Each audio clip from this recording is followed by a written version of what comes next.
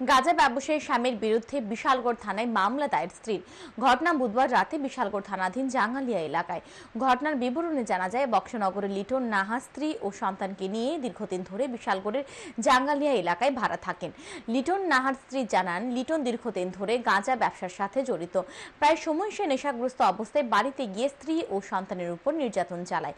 বুধবার রাতে লিটন ভাড়া ঘরে বসে প্রথমে গাঁজা সেবন করে, পরে মদ্যপান করে স্ত্রী ও সন্তানকে মারধর করে। লিটনের ছুরির আঘাতে আহত হয় স্ত্রী। পরবর্তী সময়ে আহত স্ত্রী বিশালগড় মহকুমা হাসপাতালে ছুটে যায়। সেখানে প্রাথমিক চিকিৎসার পর তিনি বিশালগড় থানায় গিয়ে স্বামীর বিরুদ্ধে মামলা দায়ের করেন। পরে তিনি সাংবাদিকদের মুখোমুখি হয়ে গোটা ঘটনার বিষয়ে জানান। আজকে কি হয়েছে?